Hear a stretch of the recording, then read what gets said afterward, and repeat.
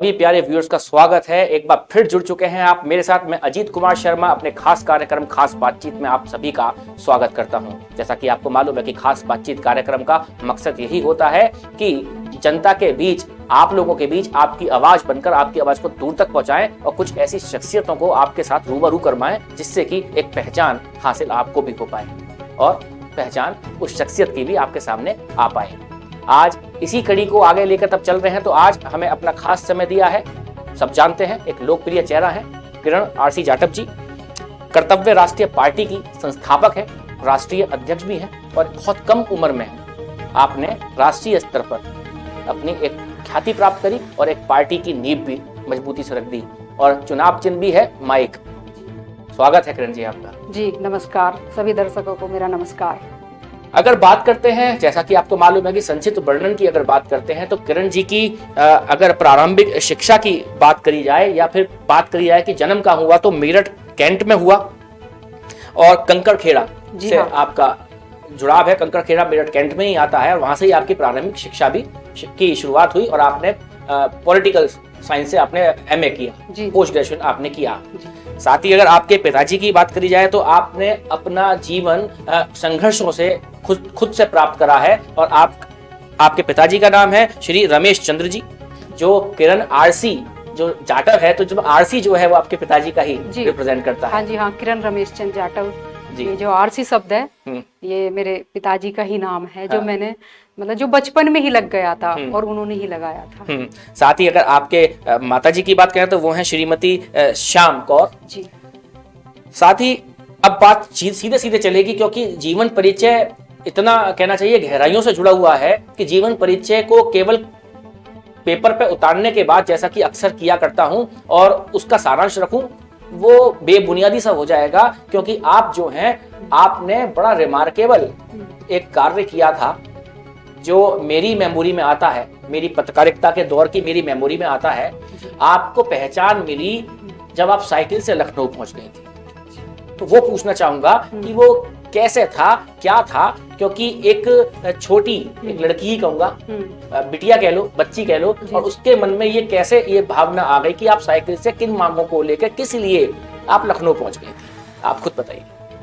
देखिए, मेरी जो साइकिल यात्रा वो पूरे उत्तर प्रदेश में एक मतलब एक इतनी नामचीन यात्रा रही है। उसके बाद तो बहुत यात्राएं हुई है साइकिल से, लेकिन जो फर्स्ट यात्रा जो मैंने करी थी उस समय ना तो मैं कोई सामाजिक लड़की थी ना ही राजनीतिक, एक ऐसी मैं लड़की थी जो सबके परिवार में मौजूद है, जिसके अंदर करुणा, दया भाव पर्याप्त मात्रा में रहते हैं और वो सबसे प्रेम करती है, अपने परिवार से, अपने समाज से, अपनी जाति से, अपने देश से, हर किसी से वो सिर्फ प्रेम करना जानती है। और कहीं दुख दर्द उसे दिखते हैं तो उसके अंदर करुणा, ऐसी दया फूटती है, ऐसा दुख, ऐसा दर्द निकलता है जिसको वो सहन नहीं कर सकती और सोचती है मैं कैसे इस पीड़ा को दूर करूं। तो वो जो यात्रा मेरी रही है वो एक साधारण लड़की, एक आम लड़की जो सामाजिक नहीं थी, राजनीतिक नहीं थी, सबके घरों में विद्यमान है, वो यात्रा ऐसी थी। लेकिन उस यात्रा का भी कुछ उद्देश्य था। वो यात्रा थी मेरी 6 मांगों को लेकर, और 6 मांग भी बिल्कुल जमीनी मांग थी। जैसे लड़कियों की शिक्षा से जुड़ी हुई थी, विधवा वृद्धा पेंशन से जुड़ी हुई थी, और स्कूलों से, मतलब स्कूलों से जुड़ी हुई थी। बहुत सारी ऐसी मांगे थी, जमीनी मांगे थी, मतलब क्षेत्रीय मांगे थी, बिल्कुल जमीनी। किरण जी, मैं ये पूछना चाहता हूँ आपसे कि जो ये मांग आम तौर पर तो आम लोगों के मन में आती नहीं, और वैसे भी पुरुष प्रधान देश है जी, महिलाओं को थोड़ा सा, हाँ जी, बच्चों को थोड़ा सा दबाया जाता है जी, और वो भी आम वर्ग की अगर बात बिल्कुल बिल्कुल। तो ऐसा मैं वो पूछना चाह रहा हूँ आपसे, वो गहराई पूछना चाह रहा हूँ कि ऐसा कौन सा वाक्य था कि मन में ये सारी भावनाएं आ गई थी और मन में एक इच्छा जागी कि नहीं चलो जी, ये कार्य करना है। बिल्कुल बिल्कुल, वो ऐसा था। एक बार की बात है कि एक वृद्ध महिला थी, विधवा भी थी और वृद्ध भी थी। तो मैं गई थी जय भीम नगर में, एक बस्ती है, वहाँ पे हमारे रिश्तेदार रहते थे। जब मैं वहाँ पे गई तो ऐसे ही महिला वो आई और उसने कहा भाई लड़की पढ़ी लिखी है, मेरी पेंशन बनवा दो। मैंने एक फॉर्म भरवाया, एक फॉर्म से पता चला और को भी पता चला, इसी तरह संख्या बढ़ गई तो मैंने सोचा जब एक में इतनी मेहनत लगेगी तो क्यों ना मैं सभी के फॉर्म भरवा दूं। तो मैं कॉलेज से अकेले मतलब समाज कल्याण विभाग गई, वहां पता चला कि भाई यहाँ नहीं मिलेगा, दूसरे विभाग में मिलेगा। वहां से वो फॉर्म लिया, उसकी फोटोकॉपी कराई, इस तरह करके करीब लगभग 300 महिलाएं हो गई। लेकिन मैं बहुत ही साधारण स्थिति में दे के आ गई कि भाई इनकी सबकी पेंशन बननी है। लेकिन उस पेंशन बनने के बीच जो संघर्ष शुरू हुआ, उस संघर्ष ने उसका मुझे, नाम है किरण आरसी जाटव। जी हाँ, उस संघर्ष ने मुझे पहचान दी। तो और उस संघर्ष के बीच आपकी उस रैली को देख के, आपके उस संघर्ष को देख के, जब एक आपके अंदर से ललकार निकल रही थी, एक छोटी बिटिया को देख के अखिलेश यादव खुद आ गए थे आपके पास। सुनने में आता है कि उन्होंने काफी कुछ आपको। नहीं, मैंने है ना, फिर उसके बाद मेरी बहुत सारी पद यात्राएं हुई है जमीनी मुद्दों को लेकर। मिड डे मील को लेकर भी मैंने यात्रा करी थी। अच्छा। कि जो मिड डे मील मिल रहा है सरकारी स्कूलों में, इसके साथ साथ एक अच्छी एजुकेशन, यानी कि ये जो स्कूलों में, सरकारी स्कूलों में जो बच्चे पढ़ रहे हैं, ये मेरे देश का भविष्य है। और अगर मेरे देश का भविष्य अपने पैरों पे नहीं खड़ा है, अपंग है, तो मेरा देश कैसे खड़ा होगा। तो मैंने मिड डे मील पे ये कहा था कि भाई इनको अच्छी सुविधाएं दो, इनको ऐसी एजुकेशन दो कि खाली इन्हें अक्षर ज्ञान ना हो, इन्हें वास्तविक ज्ञान हो, इन्हें ये साक्षर हो। तो ऐसा ज्ञान दो इस मुद्दे को लेके। फिर तो बहुत अनंत तांगा यात्रा, साइकिल यात्रा, पद यात्रा, बहुत सारी मैं यात्राएं कर चुकी हूँ। उन्हीं यात्राओं से जब मैं गुजरी और मैं गांव में, देहात में, कस्बों में गुजरी, तो मैं उस सामाजिक परिस्थिति को जानी, उस राजनीतिक परिस्थिति को जानी, जनता की पीड़ा को, दुख को जानी। बस उस पीड़ा, दुख को मैं अंदर समाती चली गई। और उसी से ही एक आपके सामने किरण आरसी जाटव, तो ये हाँ, मतलब यही इस शो की बुनियाद है, यही इस शो का एक तरीका है। किरण आरसी जाटव को काफी लोगों ने सुना होगा, काफी लोग पहचान रहे होंगे, काफी लोग पहचानते हैं, काफी लोग पहचानना चाहेंगे भी। लेकिन इतना खुलकर जो विचारवान व्यक्ति अपने विचार रखता है, उस कार्यक्रम का नाम है नेशनल न्यूज स्टोरी की ऑनलाइन ब्रॉडकास्टिंग पर खास कार्यक्रम। रुकते हैं एक ब्रेक के लिए, और ब्रेक के बाद अब थोड़ा राजनीतिक चर्चा किरण आरसी जाटव जी से शुरू करेंगे। KRML आटा खाने में बेमिसाल है, सेहत का रखवाला, अज स्वाद क्या कमाल है। KRML आटा हम केवल घर में नहीं, दिल में जगह बनाते हैं। मल्टी लेयर क्लीनिंग व कूल ग्राइंडिंग टेक्नोलॉजी द्वारा तैयार KRML आटा मध्य प्रदेश के शुद्ध गेहूं से बना 100% गारंटेड MP आटा। KRML आटा 1 किलो, 5 किलो व 10 किलो के पैक में हर जगह है उपलब्ध। आज ही खरीद लाइए KRML आटा।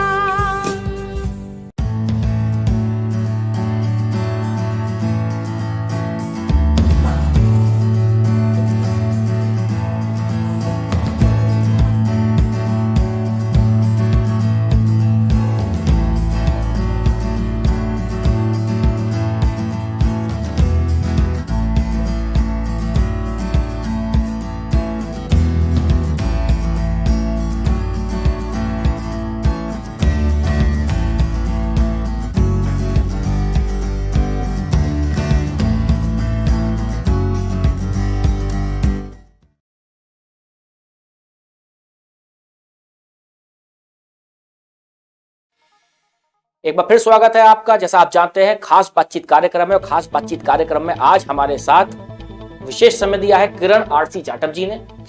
राष्ट्रीय अध्यक्ष हैं अपनी पार्टी की, और चुनाव चिन्ह है माइक, जो मेरे हाथ में भी है। तो जो माइक है किरण जी, आपको मिल गया, क्योंकि चुनाव चिन्ह तो आयोग देता है, तो माइक मिल गया, तो आवाज दूर तक पहुंचाएंगी। क्योंकि हमारा एक नारा है कि हम जनता की आवाज उनकी आवाज बनकर दूर तक पहुंचाने का कार्य करते हैं। तो आपकी पार्टी और आप कितनी दूर तक आवाज पहुंचा पाएंगे? देखिए, कर्तव्य राष्ट्रीय पार्टी का चुनाव चिन्ह वैसे तो ये लोकसभा में ही मिल गया था, माइक। और माइक एक ऐसा चुनाव चिन्ह है जिसके बगैर कोई नेता नहीं बन सकता, अपनी बात जनता में नहीं रख सकता। तो मैं तो निर्वाचन आयोग का भी धन्यवाद करती हूँ कि चुनाव चिन्ह भी उन्होंने बहुत बेस्ट हमें दिया है। और रही बात पहुंचाने की, तो देखिए, बात मतलब अगर पहुंचाने का हम प्रयास करें तो वो उसको मैं सही नहीं मानती, लेकिन अगर हम ऐसे कार्य करें, हम ऐसा कर्म करें, ऐसा वर्क करें हम क्षेत्र में निकल के कि आवाज अपने आप पहुंचनी चाहिए, मैं उस पर विश्वास करती हूँ जी। वक्त ऐसा है क्योंकि ये सीधा प्रसारण है, और सीधा प्रसारण ये इस वक्त आप हमारे YouTube ऑफिशियल पेज पर, Facebook ऑफिशियल पेज पर आप अभी सीधे रूप में देख सकते हैं, और आप लोगों के कमेंट्स मैं अपने ऑफिशियल Facebook पेज से ले रहा हूं। आपको इस सीधे प्रसारण को देखने के लिए सर्च करना होता है नेशनल न्यूज स्टोरी, और आप इसी प्रकार के हमारे सीधे प्रसारणों का हिस्सा कमेंट बॉक्स के माध्यम से बन सकते हैं। यदि आपके कोई प्रश्न हैं या आपके कोई सुझाव हैं तो आप रख सकते हैं। किरण आरसी जाटव जी इस वक्त लाइव हमारे साथ बैठी हुई हैं और आपके प्रश्न महत्वपूर्ण होंगे, तो उम्मीद ये करेंगे जो इस वक्त हमारे साथ जुड़ रहे हैं, आदि जाटव जी हैं, शिवा आजाद हमारे साथ, सुनीता रानी इस वक्त हमारे साथ जुड़ी हुई हैं, लता शर्मा जी जुड़ी हुई हैं। आप सभी लोगों से कहेंगे कि शेयर कीजिए। आपका एक शेयर इस प्रकार के सीधे प्रसारणों को आपके इष्ट मित्रों तक भी पहुंचाता है, और वहां तक पहुंची हुई बात आगे तक जाती है, और आगे तक गई हुई बात से बहुत सारी बातें निकलकर कमेंट बॉक्स के जरिए हमारे पास आती हैं। और हम चाहते हैं कि जब कोई एक उच्च स्तरीय छवि का नेता जब हमारे पास आता है तो फिर जनता के बीच की आवाजें भी वहां तक पहुंचनी चाहिए, क्योंकि आप लोग जनता के लिए ही कार्य करने के लिए आगे आते हैं। जी बिल्कुल। समाजवादी पार्टी से आपका जुड़ाव रहा, चुनाव लड़ा जी, एक कम उम्र में आपने चुनाव लड़ लिया जी, और आपको आपकी लगन को देखते हुए समाजवादी पार्टी ने आपको कहना चाहिए वाइल्ड कार्ड एंट्री कराई थी। बिल्कुल। काफी सारे कटाक्ष हुए थे कि नई लड़की को टिकट दे दिया, चुनाव लड़ेगी। कैसा कैसा रहा वो दौर? देखिए, समाजवादी का जो चुनाव था वो मेरे लिए एक ऐसा था जैसे कोई बच्चा पाठशाला में प्रवेश करता है। तो मैंने राजनीति में उस समय प्रवेश करा था, और माननीय मुलायम सिंह जी मेरे प्रोफेसर थे, जिन्होंने देखा कि भाई ये बच्चा या ये जो फील्ड में है, ये जो क्षेत्र में लड़की है, ये प्रतिभावान है, और ये जनप्रतिनिधि मतलब बनने की क्षमता है इसमें, या प्रतिनिधित्व करने की क्षमता है इसमें। तो उन्होंने मुझे बड़े ही मतलब एक स्नेह भाव से मुझे टिकट दिया था। लेकिन जो क्षेत्रीय जो नेता थे उन्होंने उस बात को स्वीकार नहीं करा। उन्हें ऐसा लगा कि एक कम उम्र की लड़की, एक छोटी उम्र की लड़की और हमारे पर थोप दी गई है। उसी का कटाक्ष हुआ जिसकी वजह से मैं चुनाव हारी। लेकिन मैं उसे हार नहीं समझती, मैं उसे जीत समझती हूँ, क्योंकि मैं उस बीच में उन कड़वे अनुभव को महसूस करा है मैंने, जो शायद मुझे करने चाहिए थे। तो क्या लगता है, हाँ। जब एक कोई नया कैंडिडेट हाँ। उभर कर आता है पार्टी में, शीर्ष नेतृत्व से उसका जुड़ाव हो जाता है और इस तरीके से उसकी वाइल्ड कार्ड एंट्री होती है, तो क्या इस प्रकार के जो कटाक्ष होते हैं स्वाभाविक है, क्योंकि वो हर इंडस्ट्री में होता है, वो हर जगह होता है। तो लेकिन इंडस्ट्री या कंपनी या कोई पार्टी वही कामयाब होती है जब वो सारी बातें शीर्ष नेतृत्व तक पहुंचाई जाए। तो क्या वो सब बातें पहुंच नहीं पाती थी उस वक्त? देखिए, इसमें है ना, मैं ये कहूंगी कि थोड़ी ढिलाई तो शीर्ष नेतृत्व की भी थी, क्योंकि अगर क्षेत्रीय नेता अगर काबू में नहीं आ रहे हैं तो जो शीर्ष नेतृत्व है उसको टाइट करना चाहिए। तो मुझे ऐसा लगता है थोड़ी ढिलाई शीर्ष नेतृत्व की भी रही, क्योंकि उस समय कमान जो अखिलेश यादव जी है उनके हाथ में थी, और तो हो सकता है नेताओं को, जो क्षेत्रीय नेता बनाया था आपको अखिलेश यादव? हाँ जी, हाँ, बहन भाई का रिश्ता आज भी है। आज भी है जी हाँ। तो भैया, अब भैया को राखी बांधने जाती हैं या राखी बस तभी बंद करेगी? भैया ने अब याद नहीं करा? नहीं, देखिए मेरी सीधा सवाल पूछना। अच्छा, हाँ, देखिए राखी तो अब है ना तभी बंधेगी भैया को जब भैया चल के आएंगे बहन के पास आएंगे। तो भैया बहन के पास आएंगे, अखिलेश यादव राखी बंधेगी, ऐसा खुलकर कह रही है किरण आरसी जाटव जी। और ये ब्रेकिंग सा हो जा रहा है, ब्रेकिंग न्यूज हो जा रही है कि अखिलेश यादव अगर आएंगे तो फिर राखी बंधेगी। जी हाँ। अब अखिलेश यादव अब आपकी अपनी पार्टी भी है, क्योंकि बहन उनकी बहुत स्वाभिमानी है। तो अब अखिलेश यादव की जो पार्टी है समाजवादी पार्टी गठबंधन कर रही है, और आप भी आज अपनी एक ग्रुप लेकर खड़ी हुई है, अपनी पार्टी लेकर खड़ी हुई है, तो गठबंधन का हिस्सा बनेगी। क्योंकि अभी बड़ी खबर एक और आपको बता देते हैं कि किरण आरसी जाटव जी की भेंट भी हुई है, जो हमें मालूम पड़ा, सूत्रों से मालूम पड़ा कि आप जी अभी मिली हैं गांधी परिवार से। जी हाँ, बिल्कुल। तो बताइए क्या रहा, क्योंकि जनता सीधे सीधे सुन रही है। हाँ। और इस बीच में शिवा आजाद लगातार जो है, आदि जाटव जी लगातार, हरीश कुमार कह रहे हैं बहुत खूब पत्रकार महोदय, आपका बहुत बहुत धन्यवाद सभी लोगों का। हाशमी अलवी इस वक्त जुड़े हुए हैं, डॉक्टर कीर्ति इस वक्त जुड़ी हुई हैं। आप सभी लोगों से कहेंगे कि कमेंट बॉक्स के जरिए अपनी प्रतिक्रिया दीजिए, शेयर कीजिए। आपका एक शेयर आपके ईश मुहूर्तों को जोड़ता है, और आप शेयर के साथ अपने पेज पर शेयर के साथ साथ एक ऑप्शन आता है शेयर टू ग्रुप्स। आप ग्रुप्स पर भी अगर किसी पर जुड़े हुए हैं तो वहां पर भी आप इस सीधे प्रसारण को शेयर कर सकते हैं। जी जी, मेरा प्रश्न था आपसे, गांधी परिवार। हाँ जी, हाँ देखिए, अभी मेरी मुलाकात प्रियंका गांधी जी से, हाँ जी, प्रियंका गांधी जी से हुई है और चर्चा हुई है। हालांकि हमने देखिए पार्टी बना रखी है कर्तव्य राष्ट्रीय पार्टी। हमारा तो जो पहला उद्देश्य है, पहला प्रथम जो हमारा उद्देश्य ये है कि हम किसी से गठबंधन करें, क्योंकि कर्तव्य राष्ट्रीय पार्टी एक ऐसी पार्टी है जो अभी नया पौधा है। तो हम चाहेंगे कि किसी से गठबंधन करें, लेकिन उसमें हमने अपने कुछ सिद्धांत और कुछ मूल्यों को प्राथमिकता दी है। उसमें यह है कि जो जनहित के मुद्दों को प्राथमिकता देगी पार्टी, हम उसके साथ गठबंधन करेंगे। फिर दूसरी बात यह है, जो हमारी कर्तव्य राष्ट्रीय पार्टी का एक मैनिफेस्टो में जो एक सबसे ऊपर वाली जो लाइन है वो मेरे प्रश्न पर आप सीधे खुद आ गए। हाँ, मैं अभी यही पूछने वाला था। हाँ नहीं, मैं बता रही हूँ, क्या कोई नहीं, आप पर्सन मैं पर्सन आपको जरूरत नहीं पड़ेगी। देखिए, कर्तव्य राष्ट्रीय पार्टी का जो मैनिफेस्टो है उसका जो प्रथम लाइन है उसमें ये है कि हम है ना महिलाओं को 90% टिकट देंगे, 90%। लेकिन पुरुष तो फिर आपसे नाराज हो जाएंगे। बिल्कुल भी नहीं होंगे। 10% पुरुषों को देंगे, बिल्कुल भी नाराज नहीं होंगे। ये पुरुष प्रधान, गांधी ने 40% दिया, आप 90% दे रही हैं। आप एक मिनट मेरी सुन लीजिए। देखिए, ये पुरुष प्रधान समाज है और यही देश है ना महिला प्रधान भी रहा है। हम प्राचीन काल में जो हमारा मध्यकाल रहा है वो महिला प्रधान समाज था। वहाँ महिलाओं से परिवार की, समाज की योग्यता को पहचाना जाता था। तो आज वो दौर शुरू हो गया है। तो किरण जी, कहीं ऐसा तो नहीं होगा मेरी कि बात मेरी बात आपके इस वाले वक्तव्यों के माध्यम से पुरुष पीछे रह जाएं आपकी पार्टी में? हाँ, वो उस पे सवाल, उस पे जवाब दूं। पहले मेरी पूरी बात होने दीजिए। तो प्रियंका गांधी जी 40% मतलब 40% महिलाओं को टिकट देगी। तो ये बहुत ही एक अच्छी बात है, एक सराहनीय बात है कि महिलाओं को वो इतनी प्राथमिकता दे रही है, और नेशनल पार्टी। लेकिन हमारे ऊपर कोई ऐसा दबाव नहीं है, ऐसा कोई प्रतिबंध नहीं है कि हम भाई 40% पे अटक जाए। अगर हमारी कर्तव्य राष्ट्रीय पार्टी मैदान में उतरी, मतलब पूरे में उतरी, हालांकि हम तो गठबंधन की बात कर रहे हैं, तो गठबंधन में तो चंद सीटों पे ही आएंगे, पूरे में तो नहीं उतर पाएंगे। अगर पूरे में उतरी तो हम 90% महिलाओं को टिकट देंगे। प्राथमिकताएं कैसे रहेंगी आपकी, जो चयन करेंगे आप महिलाओं का? क्योंकि चुनाव जो है वो अब एक आम लड़ाई नहीं रह गई है, आप सभी जानते हैं। और ये बात खुलकर रखनी इसलिए सही है क्योंकि हम पत्रकारिता के पटल से खुल के बात रखते हैं और रखते रहेंगे कि पत्रकारिता के माध्यम से अगर बात करूं चुनाव की, तो चुनाव बहुत खर्चे का सीन हो चुका है। पैसे से देखिए, महिलाएं खरीद भी जाती हैं, पैसे से चुनाव लड़ा जाता है, होर्डिंग्स लगती हैं, तेल जलता है, गाड़ियां घूमती हैं। अगर प्रत्याशी अगर पैसों में हल्का रह गया तो लगता है जीत नहीं पाएगा। साफ छवि का प्रत्याशी भी पीछे रह जाता है। मैं बता रही हूँ ना, कर्तव्य राष्ट्रीय पार्टी अभी एक छोटा पौधा है, उसको सींचने के लिए हमें मतलब फील्ड में एक नए तरीके से उतरना पड़ेगा।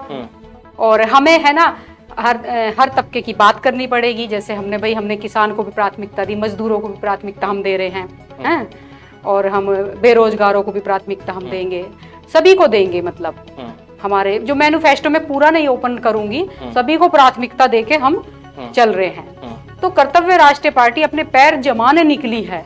तो पैर जमाने के लिए मैं समझती हूँ जो घर की महिला होती है या जो फील्ड की महिला होती है, जो सामाजिक महिला होती है, वही मतलब पैर मतलब कहते हैं ना सशक्त होती है, और वही कर्तव्य राष्ट्रीय पार्टी के पैर जमा सकती है। लेकिन सुनने में तो ये भी आया, सूत्रों से हमें जो मालूम पड़ा है कि प्रियंका गांधी जी के माध्यम से आपसे ये कहा गया है कि आप टिकट ले लीजिए।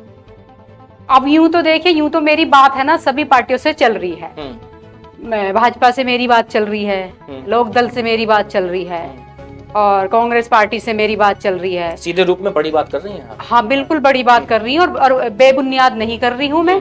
बिल्कुल बाकायदा सबूत के साथ, अगर कोई मुझसे सबूत मांगता है तो मैं सबूत भी देने को तैयार बैठी हूँ। ठीक है। और दूसरी बात यह है, अभी है ना जो प्रियंका गांधी जी के सलाहकार हैं, जो प्रदेश कमेटी के जो सलाहकार हैं, कलगी पीठाधीश्वर जी हैं, श्री आचार्य प्रमोद कृष्णन जी। हाँ, उन्होंने तो सीटों की बात भी करी है। वो कह रहे हैं हम आपको गठबंधन में लेंगे। जी, गठबंधन में लेंगे आप? हाँ जी। तो सीधा सीधा अब आपका क्या लग रहा है, आपको इस वक्त कौन सी पार्टी लग रही है, या अभी बात करने के बाद या फिर बोर्ड बैठाएंगी वहां से निर्णय लेंगी, क्या सोचने वाली है? देखिए अभी फाइनल कोई निर्णय नहीं हुआ है, लेकिन हाँ जल्दी लेंगे निर्णय। फिर भी अगर गठबंधन होता है तो कितनी सीट सोच रहे? देखो हमारी मैंने कोई ऐसी बाउंडेशन नहीं रखी कभी हमें इतनी सीट दीजिए। कर्तव्य राष्ट्रीय पार्टी को मतलब फील्ड में उतरना है और फाइट करनी है, तो उसके लिए जो उसके हित में होगा वो निर्णय लेंगे। और हित में ये है कि कोई मतलब सीटों की बाउंडेशन नहीं है। प्रवीण गौर जी कह रहे हैं कि आप उनको बोलने दीजिए। बिल्कुल बोलने दे रहा हूँ प्रवीण गौर जी, आपका कमेंट मैंने ले लिया है। स्वागत है आपका। सुशील कुमार स्वागत है आपका, और लगातार आप लोग बने हुए हैं। आप लोगों से यही अपील है, जो भी लोग देख रहे हैं, कि आप शेयर कीजिए और अपने सवाल और अपने सुझाव भी कमेंट बॉक्स के जरिए भेजिए। आपकी हर एक आवाज को कमेंट बॉक्स के जरिए आपकी प्रतिक्रिया को मैं उठाऊंगा। छोटे सा ब्रेक, और ब्रेक के बाद ये कार्यक्रम खास बातचीत किरण आरसी जाटव जी के साथ अभी जारी रहेगा। KRML आटा खाने में बेमिसाल है, सेहत का रखवाला, अज स्वाद क्या कमाल है। KRML आटा हम केवल घर में नहीं दिल में जगह बनाते हैं। मल्टी लेयर क्लीनिंग व कूल ग्राइंडिंग टेक्नोलॉजी द्वारा तैयार KRML आटा मध्य प्रदेश के शुद्ध गेहूं से बना 100% गारंटेड MP आटा। KRML आटा 1 किलो, 5 किलो व 10 किलो के पैक में हर जगह है उपलब्ध। आज ही खरीद लाइए KRML आटा।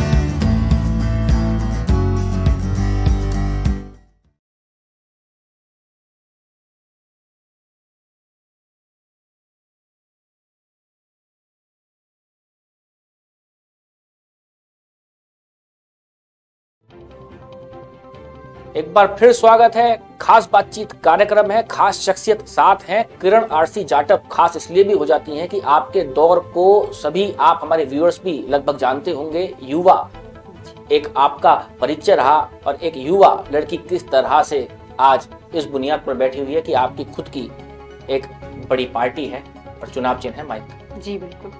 तो ये माइक बार बार कह रहा हूं, तो इसको प्रचार मत मान लीजिएगा आप व्यूअर्स। और मैं ये भी आपसे पूछना चाहता हूँ कि किसान आंदोलन चल रहा है। जी हाँ। राकेश टिकैत बैठे हुए हैं, नाना प्रकार की बातें, कोई किसान मानता है, कोई कहता है कि फंडिंग है किसी एक पार्टी की, हम नाम नहीं लेते। आप क्या मानती हैं बिलों पर? आप क्या मानते हैं कि 3 बिल जो सरकार लेकर आई, किसान यानी टिकैत ग्रुप कह लीजिए, मैं किसान भी नहीं कहूंगा और टिकैत ग्रुप कहता हूँ, और किसानों को उनसे अलग भी नहीं कर रहा हूँ, ये भी खुल के कह देता हूँ। लेकिन टिकैत ग्रुप जो है, जो आंदोलन चल रहा है, वो कह रहे हैं कि बिल पहले खारिज हो, उसके बाद वार्ता करेंगे। आपका क्या व्यू है? देखिए मैं इसमें कहना चाहूंगी, ये जो भारत है एक लोकतांत्रिक देश है, ठीक है। इसमें ना भारतीय संविधान और संवैधानिक व्यवस्थाएं चलती है, और उस व्यवस्थाओं में सबको अपनी बात रखने का हक है, आंदोलन करने का हक है। तो ये जो 3 बिल वाला आंदोलन है किसानों का, तो मैं इसको सही ठहराती हूँ अगर मैं अपने भारतीय संविधान की तरफ देखूं। सबको अपनी बात रखने का हक है। शायद उम्मीद ये करेंगे कि इतनी साफ गोई से सभी नेता जो हैं राष्ट्रीय स्तर पर नेता हैं, प्रदेश स्तर पर नेता हैं, वो इतनी साफगोई से अगर अपनी बातें रखेंगे तो मुझे लगता है दंगे या किसानों के लिए मैली कुचली बातें, इस प्रकार की बातें ही खत्म हो जाएंगी। और धन्यवाद है आपका नहीं, बिल्कुल, इस प्रकार से जी, बात रखने बिल्कुल के लिए। बिल्कुल। देखिए, स्पष्ट होना चाहिए क्योंकि बहुत लंबा ये आंदोलन हो गया और बहुत किसानों ने इसमें अपनी जान गंवाई है, बहुत माँ ने, बहनों ने और बीवियों ने, बच्चों ने बहुत कुछ खो दिया है इस आंदोलन में। तो इस आंदोलन का अब अंत होना चाहिए और सरकार को वार्ता करनी चाहिए, खुल के वार्ता करनी चाहिए इसमें, ताकि ये आंदोलन समाप्त हो और जो आम जनता परेशान है उनकी परेशानी भी दूर हो। क्या इस आंदोलन में आपको राजनीति नजर आती है? देखिए, मैं समझती हूँ राजनीति तो हर जगह है। आज सामाजिक संगठन भी खड़ा है तो उसमें भी राजनीति है। सामाजिकता भी इस तरह की नहीं रही कि निष्पक्ष, उसमें भी ये रहा है कि हम कैसे सामाजिकता का काम बढ़ाए और फिर राजनीतिक रूप दे ले। बहुत लोगों ने मतलब समाज को छला है, इस जनता को छला है, इस देश को छला है, सामाजिक रूप देके राजनीतिक हुए हैं। तो राजनीति हर जगह है, हर पॉइंट पे है। तो मैं इस विषय पे कोई बात नहीं करता। प्रवीण गौड़ हमारे व्यूअर हैं, वो पूछ रहे हैं कि पत्रकार महोदय जरा ये पूछिए कि सभी पार्टी से बात करने की जरूरत क्यों है आपको? वो पूछ रहे हैं, उनका व्यू है कि आप सभी पार्टी से वार्ता करने के बाद अपना निर्णय लेना चाहेंगी। गठबंधन होता है तो उसमें आएंगी, जैसे आपने अभी अपनी बात रखी। आपने ये भी कहा कि हो सकता है हम सभी सीटों पर, देखिए सभी बात, लेकिन वो कह रहे हैं कि सभी पार्टियों से बात करने की जरूरत क्यों? हाँ जी, देखिए सभी पार्टी से बात करने की जरूरत इसलिए है क्योंकि मुझे काम करना है जनता के लिए, मुझे काम करना है उन पीड़ित लोगों के लिए, उन गरीब के लिए, उन मजदूर के लिए, इस देश के नागरिकों के लिए। और उनके लिए काम करने के लिए मैं मानती हूँ मुझे किसी के मतलब सहयोग के साथ चलना ही पड़ेगा, क्योंकि अभी हमारा कोई इतना बड़ा धन बल, मैं कोई धनाढ्य परिवार की नहीं हूँ, मैं राजनीतिक बैकग्राउंड मेरा नहीं है, मेरा इतना बड़ा फाइनेंस सपोर्ट नहीं है। तो मैं वो लड़की हूँ जो खुद ही गड्ढा खोदती है और खुद ही पानी पीती है। मैं वो लड़की हूँ, मैं एक साधारण परिवार की हूँ, एक मजदूर परिवार की लड़की हूँ, एक आम लड़की हूँ जो अपने अंदर अपने समाज की, अपनी जनता की, अपने देश की, अपने राष्ट्र की उस करुणा को, उस पीड़ा को अंदर रख के कार्य करती है। लेकिन आपको एक बात माननी पड़ेगी जी किरण जी कि अब एक वोट बैंक बिखरा हुआ है। हाँ, वहाँ जाति आधार आ जाता है, वहाँ धर्म आधार आ जाता है, हिंदू मुस्लिम हो जाता है। अभी यहाँ पर हमारे एक व्यूअर हैं यासीन मलिक, वो भी कह रहे हैं कि आप तो बीजेपी में भी जाने को तैयार हैं। तो इन द सेंस इस प्रकार के प्रश्न को लेते हुए मेरा प्रश्न है कि किस तरीके से जातीय आधार को देखती हैं आप चुनावों को लेकर, चुनावों के मद्देनजर, संविधान के अंतर्गत, और धर्म आधार को किस तरीके से देखती हैं? देखिए, मैं मानती हूँ राजनीति में ना तो जातीय आधार होना चाहिए ना धर्म आधार होना चाहिए। राजनीति एक निष्पक्ष होनी चाहिए, राजनीति मुद्दों पर होनी चाहिए और इसी मुद्दों पर हर एक प्रत्याशी, हर एक जनप्रतिनिधि चुनाव लड़ना चाहिए जनता की भलाई के लिए। और कर्तव्य राष्ट्रीय पार्टी का जो स्लोगन है वो यही है कि हमारा प्रयास कर्तव्य राष्ट्र, यानी कि हम एक ऐसे राष्ट्र की कल्पना करते हैं जिसमें देश का हर एक नागरिक अपने कर्तव्य के प्रति सजग हो, हर एक नागरिक कर्तव्य परायण हो, कर्तव्य निष्ठ हो, यानी कि। लेकिन आज क्या है, हमारे देश की परिस्थिति, हमारे देश की व्यवस्था इस तरह की हो गई है कि जो कर्तव्य करने वाले हैं वो अधिकारों पर काबिज हो जाते हैं और कर्तव्य हमारा छीन हो जाता है। कर्तव्य हमें ढूंढना पड़ता है, जिसकी वजह से आम जनता परेशान होती है, जिसकी वजह से ये जो सरकारी सिस्टम है वो भ्रष्ट होता है। जब ये भ्रष्ट होता है तो फिर क्या होता है, फिर आम जनता परेशान होगी, आम नागरिक परेशान जब हो रहा है तो आंदोलन खड़े होते हैं। आंदोलन जब खड़े होते हैं तो सरकारी संपत्तियों को मतलब नुकसान पहुंचाया जाता है। जब सरकारी संपत्ति नुकसान पहुंचती है ना, तो मतलब सरकारी कोष को नुकसान पहुंच रहा है। जब सरकारी कोष को नुकसान पहुंच रहा है यानी कि हमारे राष्ट्र को नुकसान पहुंच रहा है, हमारे देश को नुकसान पहुंच रहा है। तो मैं मानती हूँ जो राजनीति होनी चाहिए निष्पक्ष होनी चाहिए, लेकिन निष्पक्ष नेताओं की इस राजनीति में मैं समझती हूँ जरूरत तो बहुत है, लेकिन जो डगर है बहुत कठिन है, उनको हर पॉइंटों से रोका जाता है, उनको हर पॉइंटों से। और मैं एक पॉइंट आपको बताऊंगी, देखिए अगर महिला इस राजनीति में उतरती है और कोई चरित्रवान महिला, संघर्षशील महिला उतरती है, तो ये पुरुष प्रधान उस महिला को नहीं हरा सकता। लेकिन वो वार कहाँ करेगा, वो वार कहाँ करेगा? सदियों से, चाहे हमारे देश की वीरांगना रही हो, चाहे हमारे देश की महारानी लक्ष्मीबाई रही हो, झलकारी बाई रही हो, कितनी वीरांगनाएं रही, राजनीति में भी रही हो, उनके चरित्र पर वार करना शुरू कर देंगे, उनकी छवि को गिराना शुरू कर देंगे। तो ये पुरुष प्रधान समाज है। तो मैं ये मानती हूँ, अगर कोई जमीनी सशक्त महिला जब समाज में उतरती है तो उसे साधारण महिला मत समझना, वो एक दुर्गा काली का रूप लेके उतरती है। तो क्या फिर मुझको अजीत कुमार शर्मा को आपसे डरना चाहिए? बिल्कुल भी नहीं डरना चाहिए। मतलब आप एक समानता की बात कर रहे हैं? नहीं, मैं बिल्कुल भी नहीं डरना चाहिए। अगर आप अजीत कुमार शर्मा जी हैं तो आप तो वैसे भी ईश्वर के दूत हैं, ईश्वर के प्रचारक है। चलिए, तो अभी नरेश ढाकड़े हमें नजर आ रहे हैं। प्रवीण जी कह रहे हैं पंडितों को ये उपाधि मिली रही है और ये कार्य भी करते हैं। मैं तो जो मनुवाद है, मैं तो उसको मानकर चलने वाला एक इंसान हूँ, भले ही ब्राह्मणों में हम आए। हाँ। लेकिन मैं आपसे कहना चाह रहा हूँ कि विचारवान सही है। आपने कहा पुरुष प्रधानता है, और ये मैं भी एक्सेप्ट करता हूँ, मानता हूँ, स्वीकार करता हूँ, पुरुष प्रधानता है। लेकिन मैं उम्मीद आपसे ये करूंगा, मेरी राय ये है कि आप महिलाओं को लाइए, 90% महिलाओं को लाइए, लेकिन प्रयास यही करिएगा कि एक समानता हो पाए। अगर महिलाएं आगे निकलकर आ जाती हैं, अपनी गुणवत्ता को पहचान कर आगे निकल के आ जाती हैं, तो पुरुष प्रधानता वैसे ही पीछे हो जाती है। जैसे इस वक्त बैठी हैं किरण आरसी जाटव जी। और छोटा सा ब्रेक के बाद अंतिम क्षणों में आप लोगों के प्रश्न भी लेंगे, लेकिन प्रयास यही करिए कि आप अपने प्रश्न भेजिए, प्रयास कीजिए आप अपना सपोर्ट हमको दे पाएं, और आपका सपोर्ट एक शेयर से काफी आगे तक पहुंचाता है नेशनल न्यूज स्टोरी को। ब्रेक के बाद कार्यक्रम यूं ही जारी रहेगा।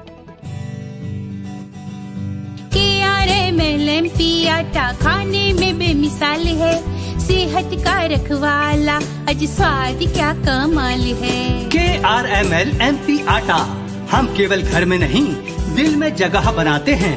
मल्टी लेयर क्लीनिंग व कूल ग्राइंडिंग टेक्नोलॉजी द्वारा तैयार KRML आटा मध्य प्रदेश के शुद्ध गेहूं से बना 100% गारंटेड MP आटा।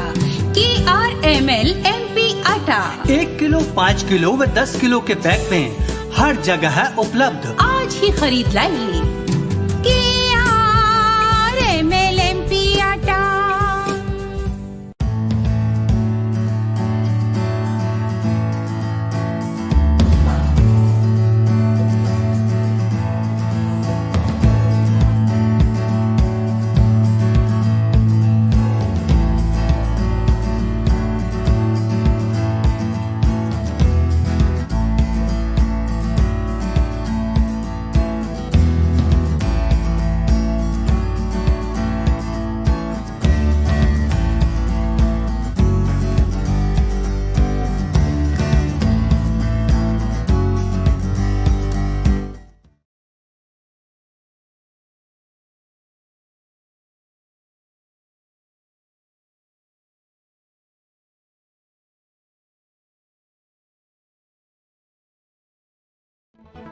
एक बार फिर स्वागत है।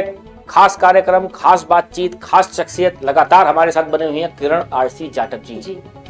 पुनः अंतिम क्षणों में एक बार जो अभी व्यूअर्स जुड़ रहे हैं उनके सामने फिर आपका एक बार स्वागत है, और धन्यवाद भी है कि आपने अपना समय दिया, कीमती समय दिया नेशनल न्यूज स्टोरी के इस पटल पर। और कैसा लग रहा है कि जनपद हापुड़ से आपकी शुरुआत हुई थी, जनपद हापुड़ में नेशनल न्यूज स्टोरी का न्यूज स्टूडियो लाइव सर्वर यहाँ पर लॉन्च किया गया है, क्या कहना चाहेंगे? देखिए, ये जो हापुड़ की जो भूमि है, ये मेरी कर्म भूमि है। जब मैं राजनीतिक फील्ड में आई तो मेरी कर्म भूमि बनी, तो मुझे इससे विशेष लगाव है, विशेष प्रेम है हापुड़ की जनता से। और मैंने ये देखा है कि हापुड़ की जनता में बहुत ही जागरूकता है, और ये ऐसे ही नेता को पसंद करते हैं जो संघर्ष से परिपूर्ण। मेरा प्रश्न था कि नोएडा जाती थी आप, नोएडा न्यूज चैनल्स में जाती थी। अच्छा, सोचा था कि जनपद हापुड़ में आपको लाइव। अच्छा, मैं नोएडा गई थी।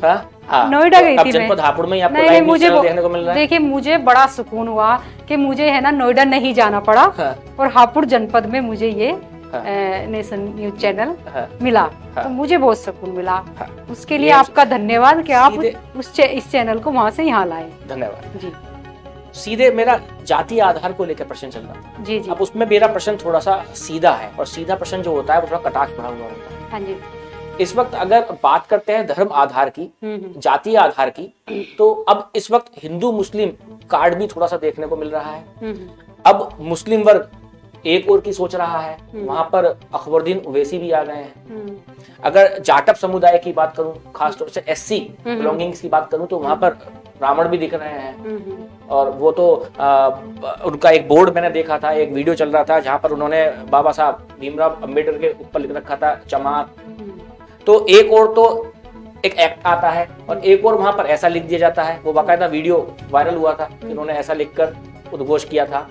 दूसरी ओर अगर बात आ जाती है तो ब्राह्मणों को भी सभी पार्टी देख रही हैं। तो इस सारी लॉबिंग को कि ब्राह्मण card, SC ST card, SC ST का कहना यह है कि जब भी चुनाव आते हैं हमारी ओर ध्यान दिया जाता है, चुनाव खत्म हो जाते हैं, उनको कोई आगे नहीं निकालता। आप किस तरीके से देख रही हैं धर्मवाद को, जातीय आधार? देखिए, जितनी भी ये जातीय पार्टी है, मैं इन्हें कुएं का मेंढक मानती हूँ। ये अपनी जातियों में ही टट्टर करके रह जाएंगे। और आप देख रहे हो कि पूरब में भी कई पार्टियां ऐसी है जो ओबीसी करके और अपनी विशेष जातियों पर ही राजनीति कर रही है। उद्देश्य सिर्फ ये है कि 2-4 सीट मिल जाए, ये है वो है, बस। और जो नफरत की राजनीति कर रहे हैं, उनके लिए मैं जनता से अपील करना चाहूंगी कि जो भी नफरत की राजनीति लेकर आपके बीच में आए, सबसे पहले उसे नकार दो। क्योंकि आपका जो काम, आपका जो रोजगार, आपकी जो रोजी रोटी चल रही है ना, ये सर्व समाज से चल रही है, किसी एक जाति से नहीं चल रही, किसी एक धर्म से नहीं चल रही, धर्म संप्रदाय से नहीं चल रही। तो जो भी नफरत की राजनीति लेके आपके बीच में आए और जो भी ये कहे कि देश के हमारे ये महापुरुष, हमारे ये दार्शनिक बड़े हैं, बाकी सब बेकार, उसको पहले नकारो। क्योंकि मैं ये मानती हूं, देश के जितने भी महापुरुष, जितने भी दार्शनिक रहे हैं, उनका त्याग रहा है इस देश के लिए, उनका बलिदान रहा है इस देश के लिए। और जिसने भी इस देश के लिए त्याग, बलिदान और दिशा देने का कार्य किया है, हमें उन सभी महापुरुषों को नमन करना चाहिए, उनका आदर सम्मान करना चाहिए। इससे क्या होगा? इससे एक तो समाज में सामंजस्य बैठेगा, जातियों में सामंजस्य बैठेगा। ये जो जगह जगह दंगे हो जाते हैं महापुरुषों के नाम पर, ये खत्म हो जाएंगे। और जब समाज में जातीय आधार अगर घरों तक ही स्थिर कर दिया जाए और संविधान से जातियों का ये गणना ही खत्म कर दी जाए, ये वर्ग ही खत्म कर दी जाए, तो ऐसा हो सकता है क्या? आप क्या सोचती हैं? अगर संविधान के आधार से जातियों का ये जो वोट बैंक का है, जो कहना चाहिए गुणा भाग है, आप समीक्षा करते हैं कि कौन सी जात अब कितने उसकी पॉपुलेशन हो गई है। अगर ऐसा देखें, अगर ऐसा होता है तो मैं मानती हूँ भारत के एक नए भारत के निर्माण की शुरुआत होगी, एक नए युग की शुरुआत होगी, जिसमें ना कोई छोटा होगा ना कोई बड़ा होगा, सब समान होंगे, सब योग्यता के बल पे, योग्यता के आधार पर आगे बढ़ेंगे। जी, चलते चलते बड़ी अच्छी बात है रखी, सकारात्मक बातों को सकारात्मकता से ही प्रभाव हम अपना भी रखते हैं नेशनल न्यूज स्टोरी के पटल से, और जहां पर कटाक्ष होते हैं, जो बातें सही नहीं होती, उसको बड़े सीधे रूप में आप लोगों की आवाज बनते हुए, आप ही लोगों की तरह, जैसा कि आप उम्मीद करते हैं, मैं बड़े तीव्रता से और सीधे रूप में रखता हूं। और प्रयास यही रहते हैं कि नेशनल न्यूज स्टोरी के पटल से आप लोगों की आवाज बनकर आपकी आवाज को दूर तक पहुंचाने का प्रयास हम लगातार करते रहें। चलते चलते प्रवीण गौड़ जी लगातार प्रश्न पूछ रहे हैं, आप कह रहे हैं, अच्छा प्रश्न है इसलिए ले रहा हूं। आप कह रहे हैं, प्रवीण गौड़ हैं आप कह रहे हैं, अगर मैडम आपकी पार्टी का कैंडिडेट जीतता है, हापुड़ की कौन सी प्रमुख समस्याओं का सॉल्यूशन किया जाएगा आपकी तरफ से? मतलब आपको कौन सी हापुड़ की जनपद में या हापुड़ नगर में आपको लगती है? देखिए, मैं हापुड़ में एक ऐसा जैसे भी एक जनप्रतिनिधि की जो क्या बोलते हैं उसको, एक सभाएं लगती है और समस्याएं भी जनता से ली जाएगी, और जो भी समस्याएं होगी, जैसी भी समस्याएं हो, हम सब पे काम करेंगे। कोई विशेष समस्या अगर हम बता दे तो दूसरा नाराज, तीसरा नाराज, हम सभी समस्याओं पे काम करेंगे। मतलब आपका कहना यह है कि हम एक सभाएं लगाएंगे और जनता की जो आवाज होगी उस पर कार्य किया जाएगा। हम अपनी विधानसभाओं को 4 भागों में डिवाइड करेंगे। हम उसमें भी उन 4 भागों में से भी एक ऐसा प्रतिनिधित्व निकाल के लाएंगे जो अपने क्षेत्र को यानी कि 4 भागों को देखेगा, और जो हमारा अगर एमएलए जीतता है उस एमएलए को वो बात बताएगा अपनी और उस पर कार्य होगा। काफी अच्छी बातें हुई आपसे जी, कड़वी भी हुई थोड़ी जी जी, कम हुई, लेकिन क्योंकि आपने नहीं, सकारात्मकता से अपनी बात ज्यादा रखी तो कड़वी इसलिए कम हो पाई, लेकिन अच्छी हुई, सीधी बातें हुई। नहीं, आप कड़वी बात आपको है ना पूरा एक स्वतंत्रता थी कड़वी बात करने की भी, आप जैसी भी बात कर सकते थे। लेकिन हाँ। अच्छा है, काफी जी। सारी पार्टीज आपके पास आ रही हैं। अब जी। देखना होगा कि जी। आगे भविष्य में आपका क्या निर्णय रहता है, हाँ जी। क्या कर पाती है आपकी पार्टी, क्या कर पाती हैं किरण आरसी जाटव जी। इन्हीं शब्दों के साथ अभी अपनी वाणी को विराम देते हुए, इस एपिसोड को विराम देते हुए, आप लोगों से अपेक्षा यही रहती है कि इस प्रकार के सीधे प्रसारणों का आप बड़ी मात्रा में, बड़ी संख्या में आप हिस्सा बने, और कमेंट बॉक्स में आपकी जो प्रतिक्रिया है उसकी अपेक्षाएं हमेशा रहती है। प्रोग्राम अच्छा लगा हो, कार्यक्रम अच्छा लगा हो तो कमेंट बॉक्स के जरिए आप अपनी प्रतिक्रिया बाद में भी भेज सकते हैं। लगातार ये प्रोग्राम आपके स्क्रॉल पर बना रहेगा और आप शेयर आवश्यक रूप से करेंगे यदि कार्यक्रम आपको अच्छा लगा है। इसी सब अभिलाषाओं के साथ फिर दोबारा से किसी खास शख्सियत से मुलाकात होगी दूसरे एपिसोड में, किसी और एपिसोड में। बने रहिए हमारे साथ। अभी तक के लिए इतना ही, दीजिए मुझको इजाजत। नमस्कार।